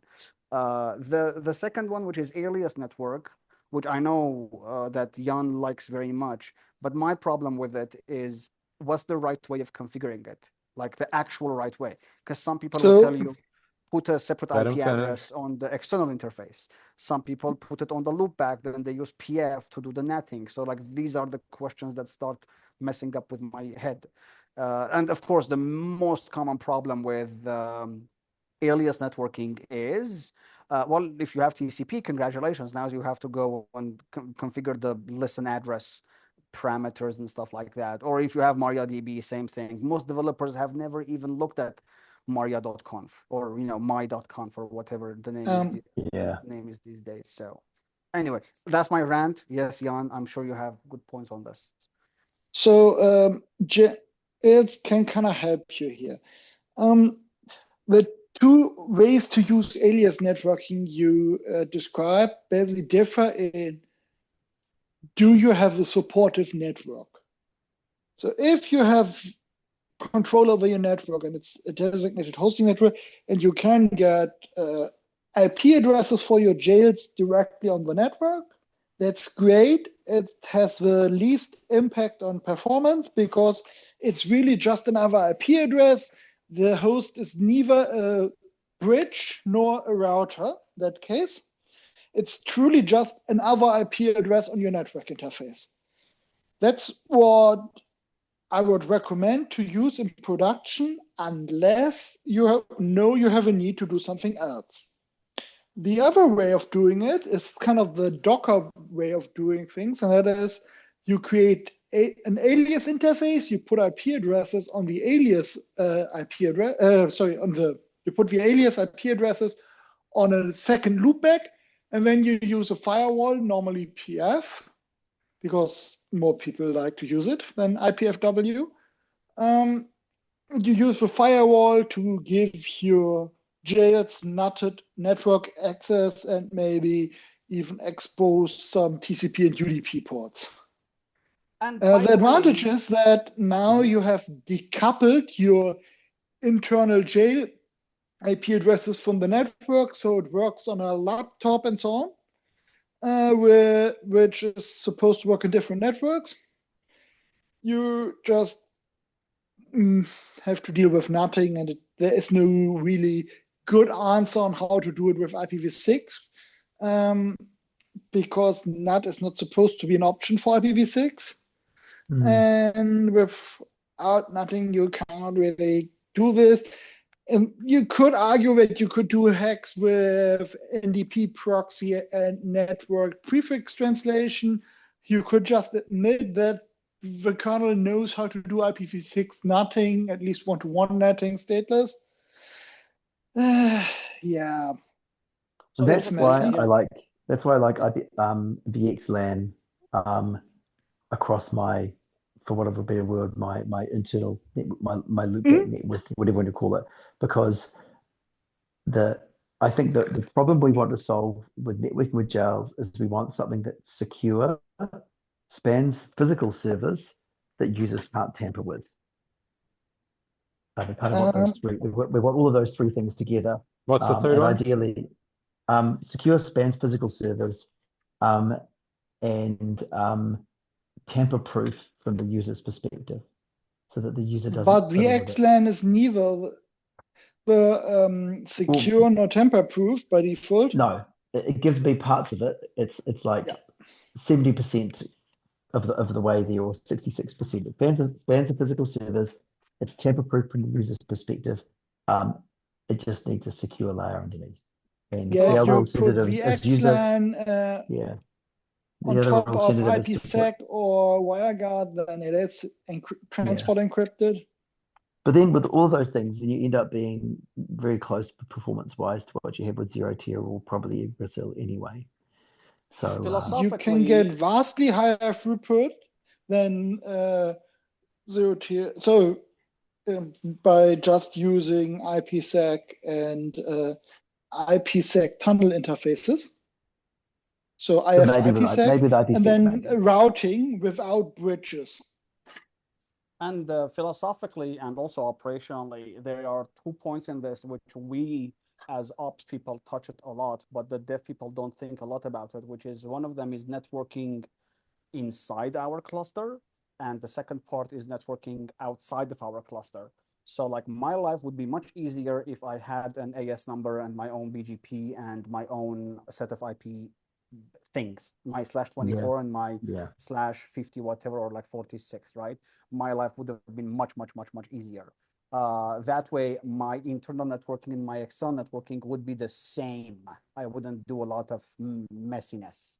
But because we're not in a IPv6 only world, as soon as you come to touch let's say, dual stack, you start realizing that a jail has a public IPv6 address, but a private IPv4 because whatever provider you chose, whether that's, Oracle, Google, blah, blah, blah, they're going to give you like maybe one IP address per host.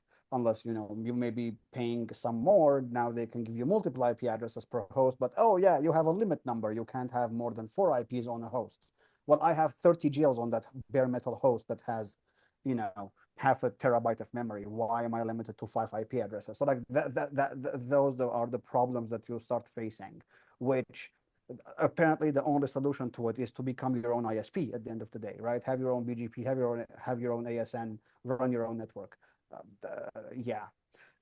So maybe we can also put some money together and get a new TLD like .bsd or .unix. Like Unix is still trademarked, so .bsd, and now we don't have to rely on anyone. Get the data, get the BGPs, have your own TLD, be independent. That doesn't come with IPs, does it? DNS, no, but like, it would have been cool. It comes with as many IPv6 ULA addresses as you need. V6, yes. Okay, fine. Anyway, yes. save it for the WAN networking PkgBase other unicorn call. But yes, good stuff. And I'd love to see an overview, field day, Olympics, whatever, comparing all these approaches, because it comes up every few days in every conversation. So this is bold. I'm not discouraging it. Go ahead with Dave. We need to do a BOF session at EuroBSDCon where we bring a bunch of toys and make these things work. Exactly. And it's a blessing and curse that there are so many ways to. If I may ask a stupid question, does FreeBSD have its own ASN? Project, no idea. No idea. That would be very cool if we have. I mean, it's not expensive. I mean, to start with, you need like what, 10,000 euros a year, or 10,000 euros once, and then like 2,000 euros a year. So like, yeah, like it wouldn't be too expensive for the project to have its own ASN. I think it would also solve a lot of the project problems. Maybe that's something that we need to talk with the foundation with. It wouldn't solve any project problems because we have provider aggregated IP space, and I think FreeBSD has its own IP address space a little bit and doesn't need that much. Save it for the core call. I mean the enterprise working group call. I mean the whatever. The whatever call. You're free to end it and drop off and just let us chat away. No, we still have topics. So Dave, you mentioned rctl and jails, and we've got Haizam, and it's probably getting pretty late his time, and he's feeling a little under the weather. But what was your exact question? Group policies and rctl? Yeah, so specifically this came up on IRC, and someone said, I want to configure resource limits in my jail. And I said, just use rctl and you're good. And then they went, actually, do I have to configure these individually for every single jail? And I have not done this with rctl and friends, but it looks like there are sort of policy groups where you can say anything in this group should get a percentage. And the question was, has anyone actually used policy groups in rctl or not? Because otherwise, what you end up with is saying in every jail, you have to say, well, this jail can use CPU number 3, and this jail can use CPU number 4. And you can't say, use any CPU you like, but don't use more than one CPU's worth, one core's worth of resources. And have the jails then consume a group. The problem with using the percentages of CPU in rctl is the implementation. It is basically treating the CPU time like network bandwidth. It's a simple bucket allocator. Yeah. So what that means is at the start of every tick, you get your fraction of a tick. Then all your threads get scheduled until you exhaust your quota for the current tick. And then it only gets refreshed on the next tick. What that means is that it is inherently jittery. Yeah, so not nice performance. It is not pacing you like with the latest network cards you have kind of network packet pacing. It is truly just, okay, you exhausted your quota for this millisecond. You get put on the idle queue. Yeah. Or not even idle queue, the unrunnable queue, until your quota refreshes. And that means that it's easy to make it feel very choppy. So much so that you will notice it in interactive use. And it will feel Can I sluggish. just jump in here? Yeah, Hezam has some code he's posted Yeah, and some experiences. Go ahead. Jan is 100% right, and I have been bit by that. I actually initially did that for CPU limiting for jails in Sylve, and it is not fun. Doing it with CPU set is is kind of the way to go. So yeah, with CPU set, the problem is that you have to manage the sets. And what we're missing, in my opinion, is a little helper in base, which allows you to basically say, I want to make these CPUs available for explicit allocation. So unload them. Maybe you create named sets of unloaded cores as an abstraction. And then you say, I want 4 cores from this allocation range. Yeah. If I remember correctly, there are 2 default CPU sets, one for the kernel and one for user space. And by default, they both contain all cores. No. Yeah. By modifying these existing sets, you can move, I think, everything except interrupts of the CPU cores you remove from both sets. And because everything uses a set always, and the user space threads are all in the user space stuff, by default, the kernel threads are all in the kernel set, you can make CPU cores available. And in my opinion, it makes sense to kind of start the reserved range from the top of the CPU ID number space, because the lower CPUs, especially CPU 0, are kind of special when it comes to interrupt delivery on systems, because everything which is not a well-written driver for a well-designed device will just hammer the lower CPUs with whatever number of interrupts it has. Question for Hezam while you're there. Is Hezam, are you using CPU set for both jails and VMs or just one of them? Just CPU set just for jails. I'm not sure how libvirt does CPUs though. I just pass in the CPU config to libvirt and it does the magic for me. I think what it does, if I remember correctly at least, is it tells bhyve via the command line options it passes to pin virtual CPUs to specific host CPUs. It does nothing to make sure that nothing else is scheduled on those CPUs. And my bad. companion stuff. I remember it now. Yeah. We have to do that manually. And the companion stuff in bhyve, like the IO threads and the main event loop thread, are still scheduled normally. So what you would have to do if you want to change that is to kind of say, let's create a CPU set with one more CPU at least than the ones you wanted to use. You run bhyve on that, and then you pin this, pin the vCPU thread there. And can you pin to it? Wait, can you actually do that with bhyve? Like, can you use CPU sets with bhyve? You can use CPU or are you talking about the bhyve sets process? You can use CPU sets on any process, including the bhyve user space process. Okay, understood. There's no special help here, and you can set yourself up for a lot of pain by using it wrong, because then you're forcing the vCPU threads to get scheduled on fewer CPUs than you really have. So you're kind of, creating vCPUs which do not have real CPUs to back them up anymore because you lock them out of the real CPU cores. Which then means that one CPU in the guest runs at worst its full scheduling quantum. If it's completely compute bound, like say you're running Prime 95 inside your guest or something, it's purely compute bound. And then you have sadly forgotten that this other vCPU has a spin lock held.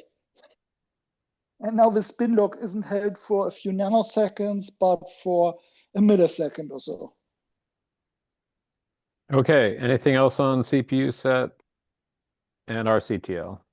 So just to summarize, use CPU sets. That works. Got it. Is that right?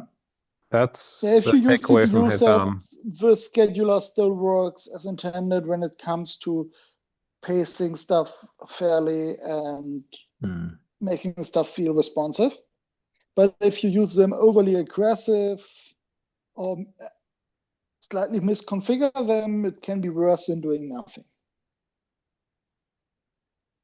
Yeah. So you can't get away from pinning jails to cores. Well, you can, but then they share the cores. So you could also try to use just scheduler priorities and so on. Yeah, it's fine. I think we got where we could with that, so that no one's used these policy groups. And what are policy groups? Yeah. You mean using locking classes or what? No, they're literally called policy groups in CPU set. Yeah. Oh, in CPU set. Oh, not rctl when you said policy groups? They're two different things. You can configure, you can manage these in two different places. And I think we covered that the rctl stuff with CPU is not a good move. That's fine. And I could make head nor tail of the policy group stuff. So what I'm going to do for this is I can explain that one. Yes, please.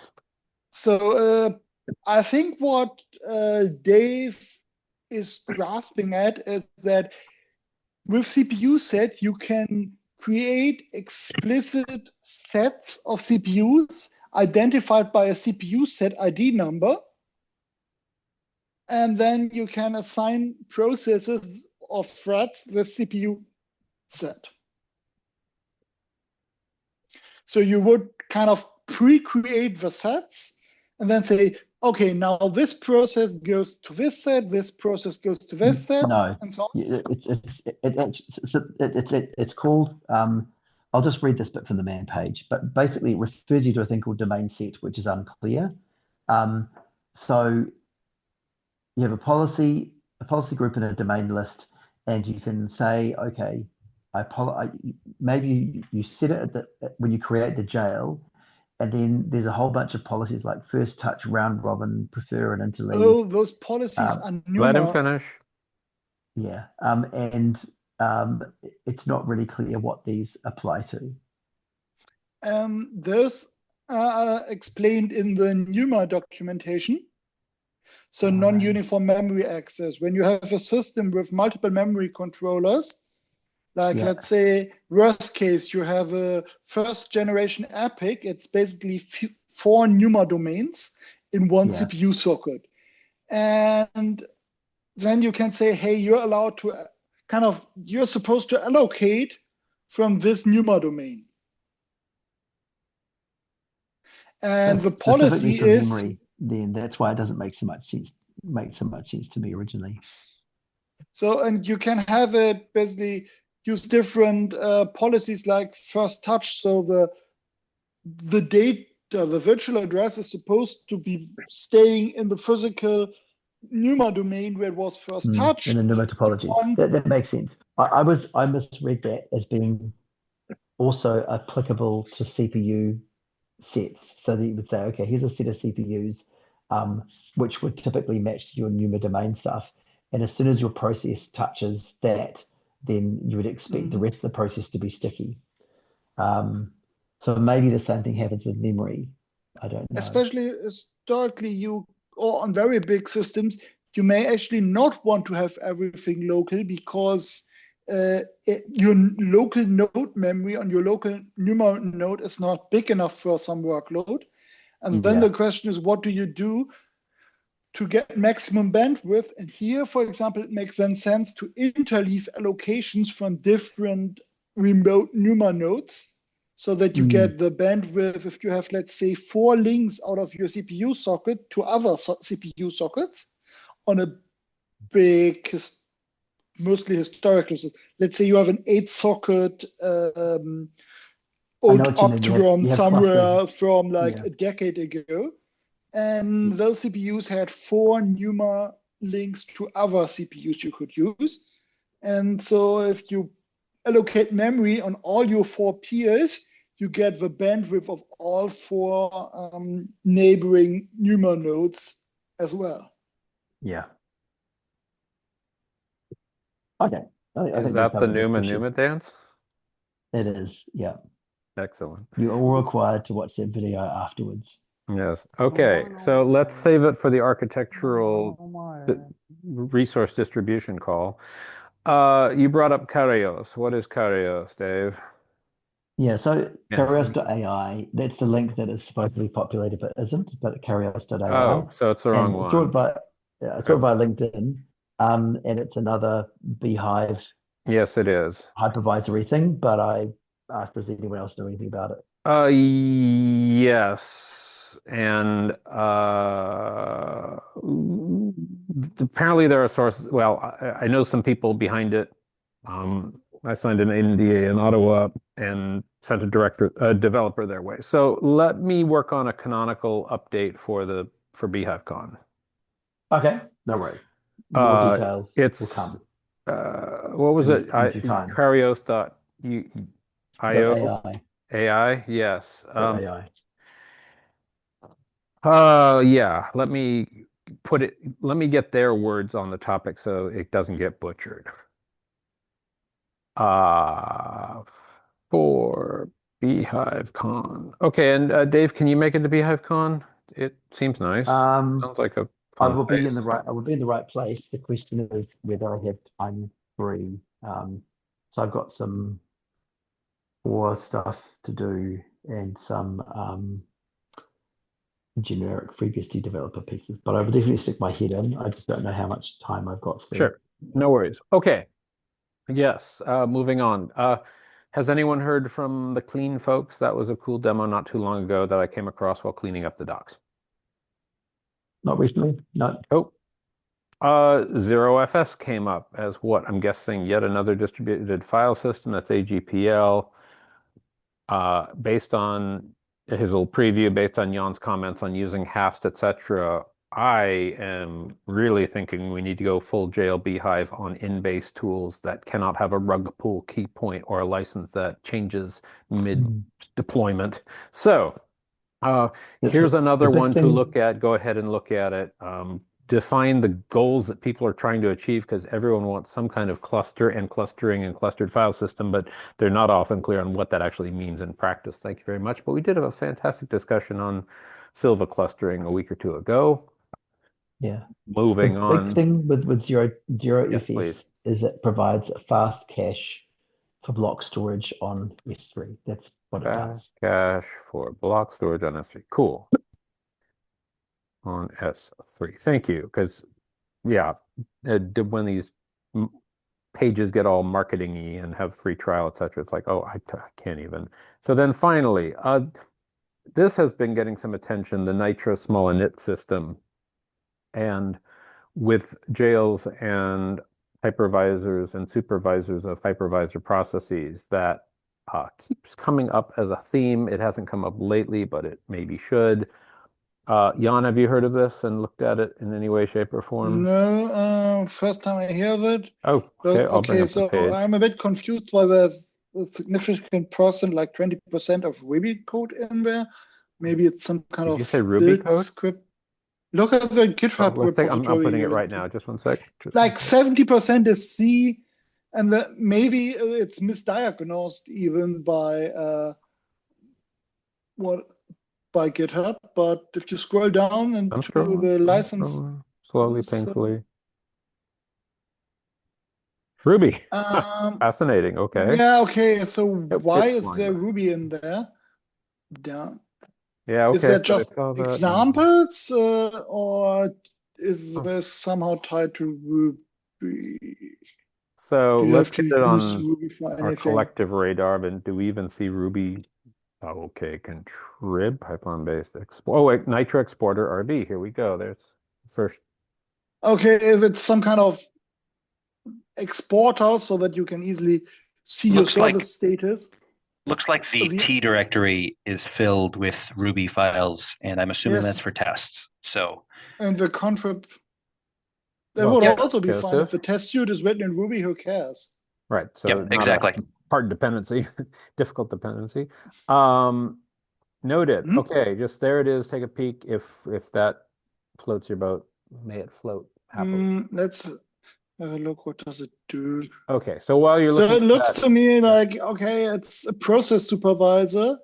I don't know Okay. about init. To claim that it is a true init system, I would expect a little more. Okay, it requires TempFS to put a datagram socket in. So it has some kind of Unix server, socket service to talk to the init. Take Event a driven Hazam. zero Good night. Feel allocations better. during runtime. That's all nice. One second. Reliable logging chains. Yeah, it looks like a kind of modern re-implementation of DJB daemon tools. Okay, so it has, yeah, it's kind of like S6 in that regard that it has an optional precondition, run, finish. Okay, what I'm looking for and seeing is some kind of dependency management.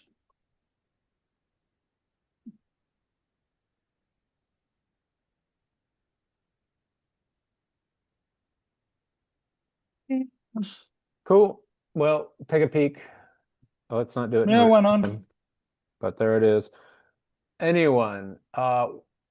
Any final ideas, topics, questions, points, funny jokes, t-shirt ideas?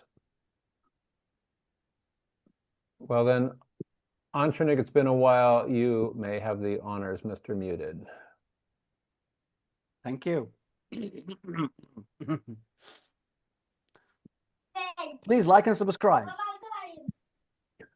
Thank you very much. It's been a great call, everyone.